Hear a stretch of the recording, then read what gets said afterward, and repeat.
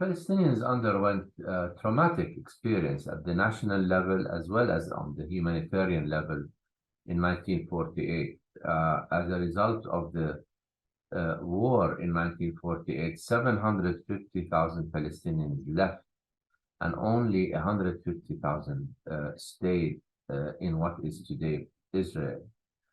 As a result, the Palestinians have went through a lot in terms of fighting to survive on their own land, to fight for their national survival, and to fight for their national identity as well. Today, they are facing a situation where Israel has enacted a law, and I'm talking about the Palestinians inside Israel. They're facing a situation where Israel has basically enacted a nation-state law that upholds Jewish supremacy over citizens of Israel, including the Palestinians. And the struggle today is to fight for equal rights. Both the Palestinians that are citizens of Israel, as well as those that are under occupation, today have a fight to transform what is today a one-state reality in areas under Israel's control from the situation today, which is akin to an apartheid state, applying separate legal systems against the Israeli Jews and the Palestinian Arabs. Today, the fight is to turn that one-state reality into one-state democratic reality rather than an apartheid state.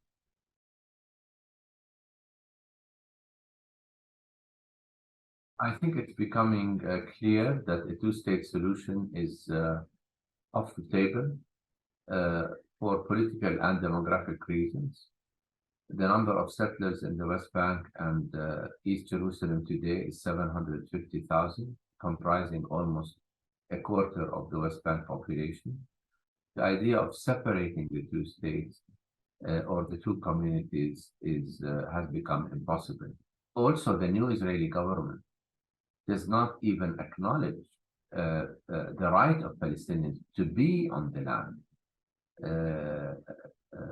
People like Itamar Ben-Gvir and Smotrich do not even believe in the Palestinians' right to be on the land.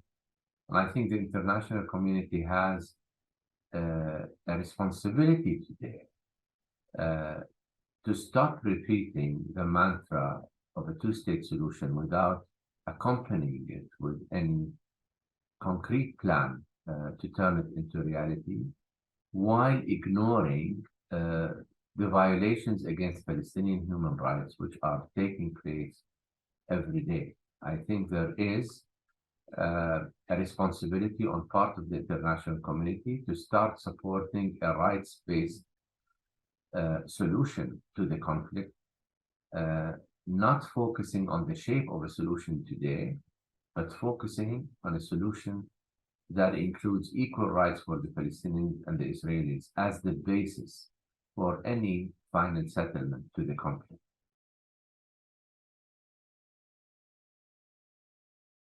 The general outlook is not encouraging. There is a sense in the region that forging agreements with Israel might moderate its position and might get it to be more flexible in ending the occupation and establishing a Palestinian state in the occupied Palestinian territories. That has not happened. Whether it is the peace agreements between Egypt and Jordan, or whether it is the Abrahamic Accords that have been signed, none of these agreements have resulted in any moderating of the Israeli position. One can argue that today we are facing the most radical Israeli government, both in a nationalistic and religious sense. As such, I think any hope by the international community that forging agreements between Arab states and Israel is going to help the peace process has not been proven to be right by the record. What we are witnessing today, I believe, is a Palestinization of the conflict. In other words, the conflict is no longer in the hands of Arab states. The Arab Peace Initiative, for all basic purposes, is dead. And I think that the new generation of Palestinians is taking matters into its own hands, further complicating the issue. We today are witnessing a third intifada, contrary to the first two, where the first one was peaceful and with leadership from inside the occupied territories, and the second one was violent with leadership from the PLO. This one is violent but leaderless. This is a case where the new generation has given up hope that the international community or its own leadership are going to succeed in ending the occupation and are taking matters into their own hands without any horizon in sight.